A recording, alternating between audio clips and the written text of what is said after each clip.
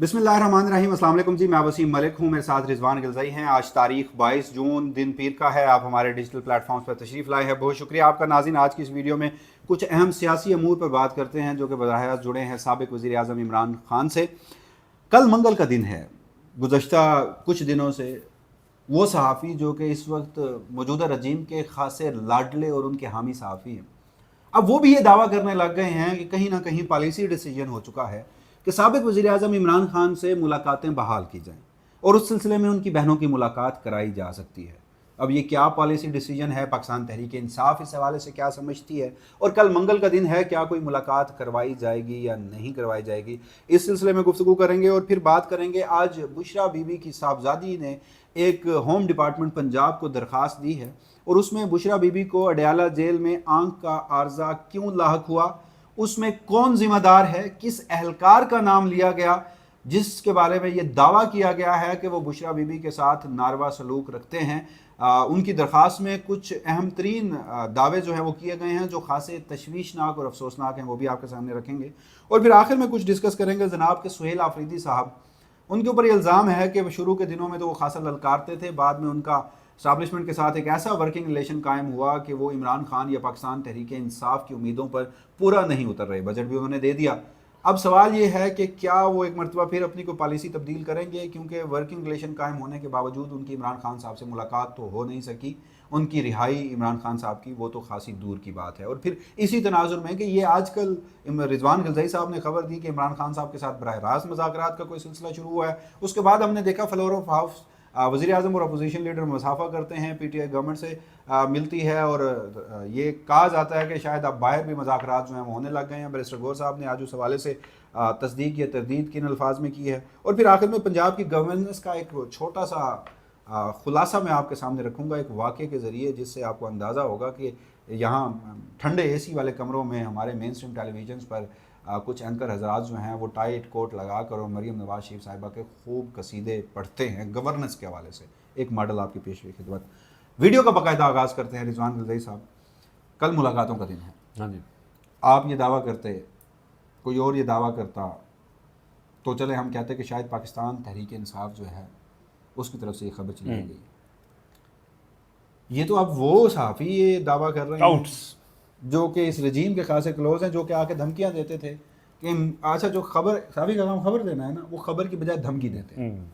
वो पहले से बता देते हैं कि किसके खिलाफ क्या होने जा रहा है, जो एग्जैक्टली होता है। अब वो गुज़श्ता 2-3 रोज से मैं देख रहा हूँ कि वो सब कह रहे हैं कि जी इमरान खान साहब से मुलाकातें उनकी फैमिली की, बिलखसूस बहनों की, ये चल क्या रहा है।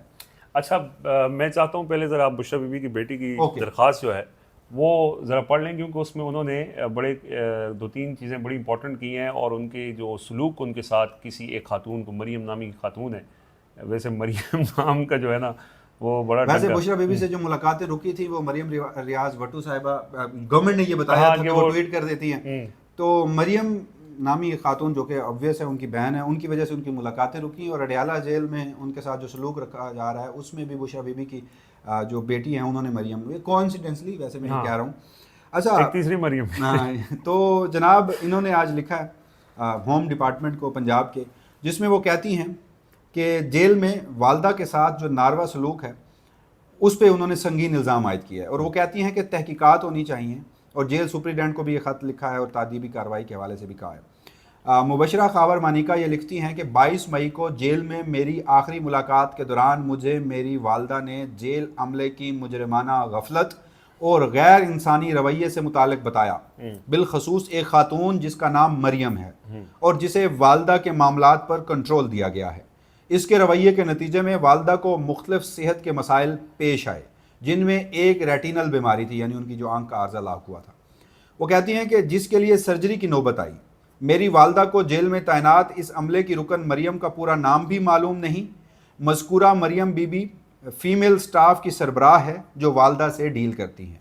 मेरी वालदा ने मरियम नामी खातून को मार्च के शुरू से होने वाले कई हफ्तों में अपनी आंख में शदीद दर्द की शिकायत बारे बार बार बताया, ताहम इसने वालदा की शिकायत और मदद की पुकार पर तवज्जो ना दी। वो तिबी इमदाद जो वालदा को उस वक्त दरकार थी फराहम कर दी जाती तो फिर अप्रैल के वस्त में वालदा की शिकायत को मुतलका जेल हुकाम तक पहुँचाया जाता तो ये सूरत हाल ना होती। जिसके बाद वो कहती हैं कि वालदा का जब हालत ऐसी हुई तो फिर उनका तिब्बी मुआयना हुआ और जेल के बाहर शिफा आए अस्पताल में फौरी सर्जरी हुई जो तवील और तकलीफ दे थी। वालदा की आंख को पहुंचने वाला नुकसान और कई हफ्तों तक जो अजियत इन्होंने बर्दाश्त की वो मुकम्मल तौर पर जेल अमले की रुकन मरियम के मुजरमाना गफलत और बदसलूकी का नतीजा है। जेल अमले की रुकन मरियम का रोज़मर्रा मामूल के मुताबिक जेल में बुशरा बीबी के साथ रवैया मुसलसल हतक अमेज़ और तौहीन अमेज़ है। मेरी इस्तदा है कि जेल अमले की रुकन मरियम के खिलाफ सब तादीबी कार्रवाई की जाए और इससे मौजूदा जिम्मेदारी से हटाया जाए जो मेरी वालदा के मामलात को कंट्रोल करती हैं। अब रिजवान गिलज़ई साहब ये इतना बड़ा इल्ज़ाम उन्होंने एक फ़र्द को नॉमिनेट कर दिया, यानी ये आखिरी मुलाकात के बहुत अरसे बाद ये बात वो कर रही हैं। इसका मतलब ये हुआ जो मुझे मेरी समझ में आ रहा है, पहले पसे पर्दा शायद कोशिश की गई है कि वो स्टाफ तब्दील हो जाए, वो तब्दील नहीं हुआ तो आज उन्होंने बाकायदा तौर पर इस हवाले से वो तादीबी कार्रवाई या कानूनी कार्रवाई मुरवजा कानून और मौजूदा वक्त में क्या होनी है। पीटीआई क़यादत इस हवाले से क्या समझती है कि मैं ये दुरुस्त समझाऊं कि पहले पसे पर्दा कोशिश की गई और आज इसे मंजर पे लाया गया। देखिए, आपने कहा कि उन्होंने लिखा है कि 22 मई को उन्होंने बुशरा बीबी साहिबा ने अपनी बेटी को ये बताया कि उनके साथ मरियम नामी खातून जो है वो बहुत नारवा रवैया रख रही है। अब ज़रा ये बताते हैं कि ये मामला जब 22 मई को उनके सामने रखा गया था तो एक तो तयशुदा पहले चीज़ थी कि वो उनकी बेटी बाहर आएंगी और इस मामले जो भी जेल में गुफ्तगू होती है उस पर बात नहीं करेंगी। लेकिन पसे पर्दा उन्होंने जब ये बताया कि ये चीज़ कंसर्निंग है और ये खातून बहुत ही इसका गलत रवैया है, तो उनको सिस्टम की तरफ से ये कहा गया कि आपने इस पर ज़्यादा रौला नहीं डालना, इनको हम तब्दील कर देंगे। और फिर जो गुज़श्ता मंगल था उसमें उनकी मुलाकात तय थी, लेकिन वो मुलाकात उनकी नहीं हो सकी और फिर कहा गया कि जुमेरात को ये मुलाकात करवा दी जाएगी, हर सूरत करवा दी जाएगी। अच्छा, वो उनका ये दावा है कि जुमेरात को कुछ मिसअंडरस्टैंडिंग की वजह से वो आ नहीं सकी और जुमेरात को मुलाकात नहीं हुई, लेकिन जो कल वाला मंगल है, आने वाला मंगल है, इसमें उनकी मुलाकात तयशुदा थी। लेकिन उसके अंदर यही था कि आपने इस मामले को हाईलाइट नहीं करना है। लेकिन मुलाकात से एक दिन पहले आज उनका ये दरख्वास्त देना और उसके अंदर इस बात का इजहार करना कि जी वो खातून जो है वो बहुत 5 बार उन्होंने नाम लिखा, हाँ नाम लिखा मरियम का, और उनका सलूक बहुत नारवा है। तो उसके बाद अब हालांकि इस मामले को ज़्यादा उछाला तो नहीं गया। मरियम रियाज भट्टू साहिबा जो ज़्यादा जो बुशरा बीबी की बहन है वो गुफ्तगू करती हैं, मैं देख रहा था कि उनका भी इसके ऊपर कोई रिएक्शन नहीं आया। शायद उनको ये कन्वे हुआ हो कि आपने इस मामले को उठाना नहीं है, लेकिन बेटी की तरफ से ये दरख्वास्त का दायर करना ये शायद उनकी मुश्किलात में रुकावट दे। लेकिन अभी भी जो हमारे ज़राए हैं पीटीआई के अंदर, उनका ये दावा है कि कल बुशरा बीबी की फैमिली की मुलाकात हो जाएगी। इसके बावजूद भी तब्दीली की कोशिश भी की और स्टाफ की तब्दीली का यकीन दहानी करा दी गई थी कि आपकी बात, आपका जो कंसर्न है कि वो खातून और वो उनको तब्दील कर दिया जाएगा, उनको बाकायदा ये यकीन दहानी करवाएगी। अब तब्दील किया गया नहीं किया गया, इस हवाले से अभी तक कोई अपडेट सामने नहीं आई। वो ज़ाहिर है उनसे जब बुशरा बीबी से बेटी की मुलाकात होगी तो फिर ही मालूम हो सकेगा कि अभी करंट स्टेटस क्या है। लेकिन चूंकि मामला वो 22 मई के बाद से मुलाकात नहीं हो सकी, तकरीबन 1 महीना हो चुका है, तो इस वजह से कुछ कहा नहीं जा सकता। अगला मामला जो है वो है इमरान खान की बहनों की मुलाकात। इमरान खान की बहनों की मुलाकात जो है वो हमने बताया था कि पिछले हफ्ते होनी थी, लेकिन 10,000 की कॉल दे दी गई और 10,000 की कॉल देने के बाद वो मुलाकात उन्होंने कहा जी नहीं करवानी है हमने। अच्छा, एक तरफ ये मामला 10,000 वाला अगर देखा जाए तो आज हो गया है मंडे, पीर है और कल मंगल है, अभी तक 10,000 की कॉल तो नहीं आई है। जो अलीमा खान साहिबा ने पिछले हफ्ते दी थी, इस हफ्ते के लिए नहीं है। इस हफ्ते के लिए 10,000 की कॉल नहीं आई है।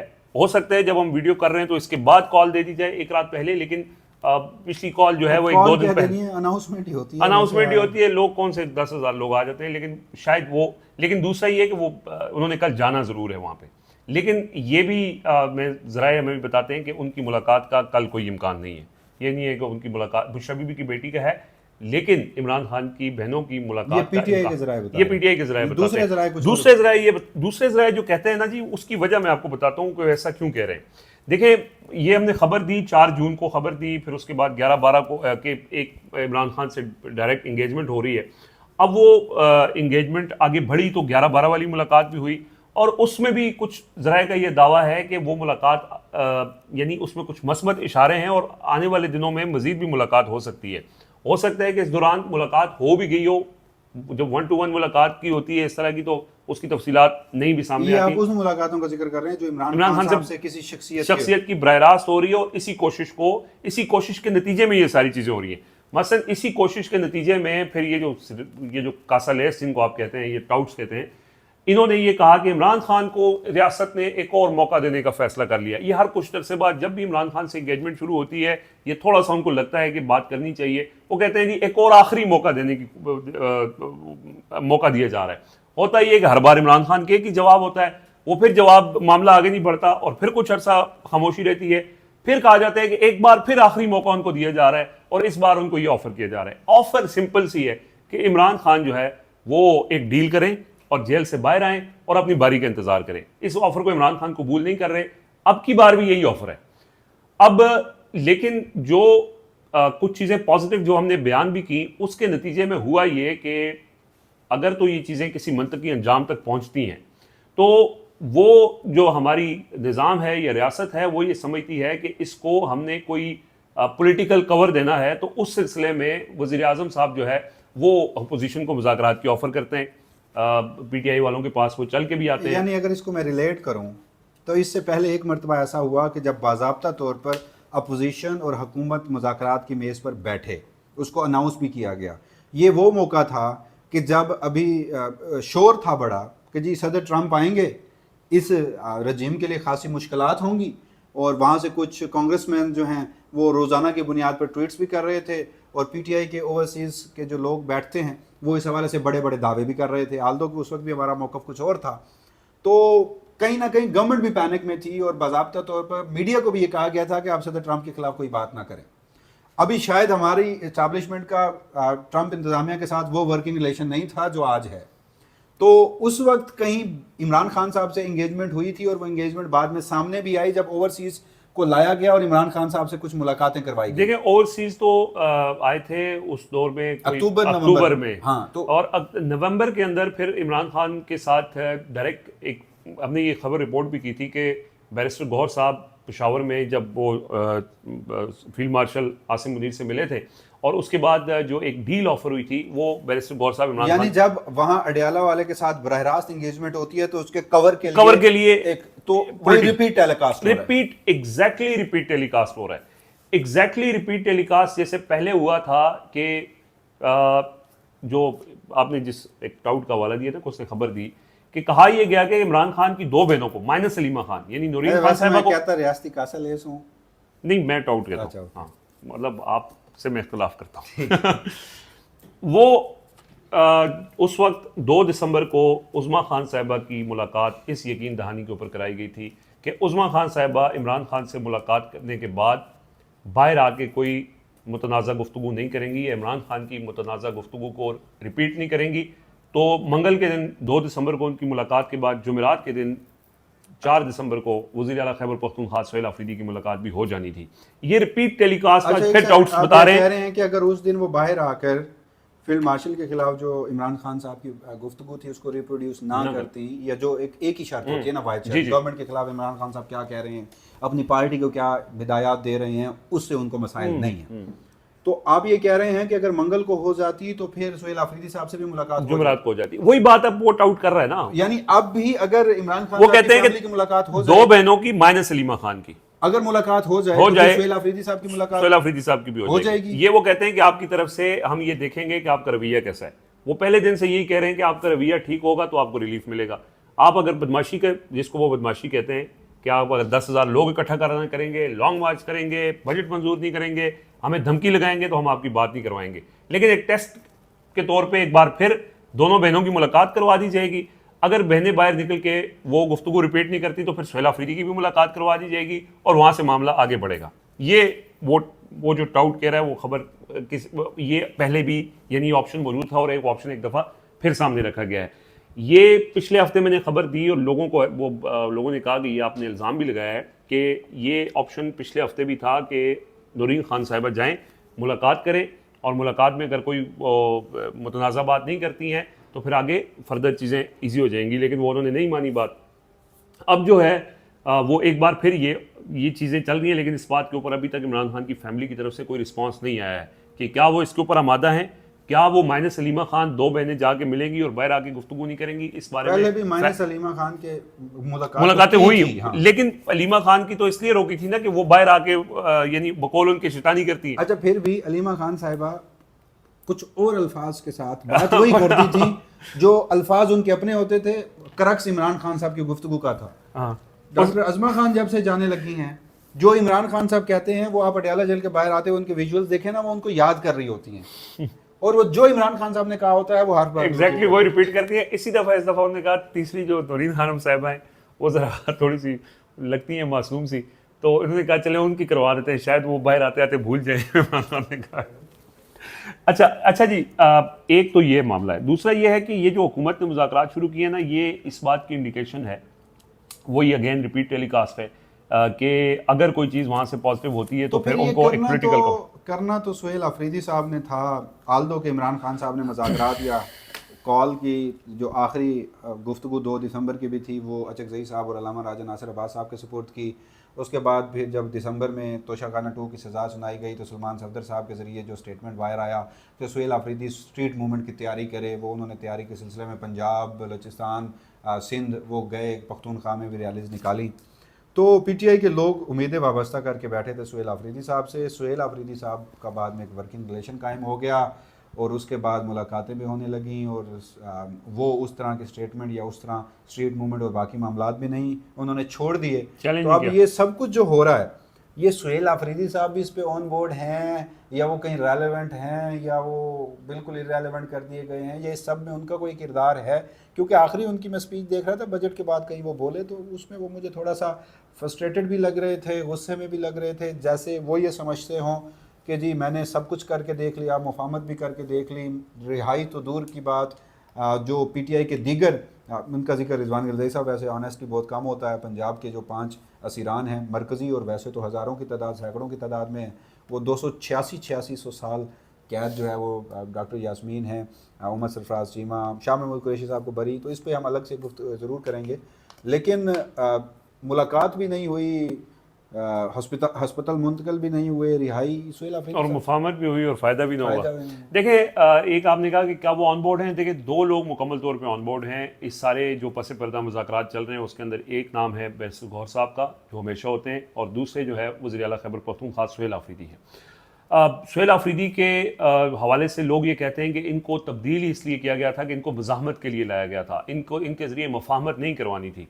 सुहेल अफरीदी आए, उन्होंने शुरू में मुज़ाहमत की, बाद में सिस्टम के साथ जब उनकी इंगेजमेंट बढ़ी तो सिस्टम ने उनको ये यकीन दिलाया कि आपके ज़रिए इमरान खान की रिहाई हो सकती है अगर आप हमें चैलेंज नहीं करेंगे। और आपने देखा कि फिर उन्होंने चैलेंज करना छोड़ दिया, और उस चैलेंज करने के नतीजे में ये हुआ कि वो एक ट्रक की बत्ती के पीछे लग के खुद इस लेवल पे आ गए कि आज पाकिस्तान तहरीक इंसाफ के सारे लीडरान जो बाहर बैठे हुए हैं, जो मुज़ाहमत वाले हैं, जो अपने आप को मुज़ाहमत वाला समझते हैं, वो उनके ऊपर शदीद तनकीद कर रहे हैं। है कौन ये मुज़ाहमत वाला? यहाँ तो नहीं है, पाकिस्तान के अंदर नहीं है। वो बाहर बैठ के कैसी मुज़ाहमत कर रहे हैं? मैं यही तो सवाल है। वो कहते हैं कि जी मुज़ाहमत करनी है, मुफाहमत नहीं करनी, लेकिन बाहर बैठ के करनी है ट्विटर के ऊपर। क्या? अच्छा, सोशल मीडिया के ऊपर। अच्छा जी, वो सुहेल अफरीदी साहब जो है वो उनको जून अब गुजरने वाला 8 दिन रह गए, और जून के गुजरने के बाद जब जुलाई आएगा ना, तो जुलाई के अंदर अगर उनके साथ यकीन दहानी पर कोई उनको दी गई यकीन दहानी पर अमल नहीं होता है तो फिर सुहेल अफरीदी साहब वापस चले जाएंगे अक्टूबर 2025 वाले सुहेल अफरीदी के तौर पे।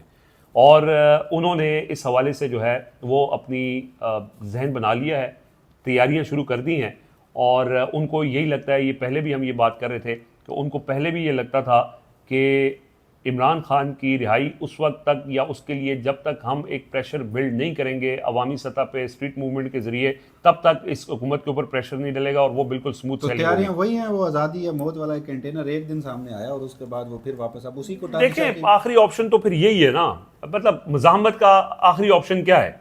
मतलब आपने स्ट्रीट मूवमेंट अगर आप एबटाबाद में, मानसरा में, स्वात में, पेशावर में जलसे करते हैं तो उसका तो कोई असर नहीं है। ये तो जब आप पंजाब में निकल के या बाकी सूबों में निकल के या इस्लामाबाद आके आप कोई एहतजाज करते हैं तो उसकी कोई हुकूमत के ऊपर प्रेशर भी डल सकता है। या हुकूमत इसी चीज़ को रोकने के लिए, उनको अभी तक उन्होंने ये कहा हुआ है कि आपने कुछ नहीं करना।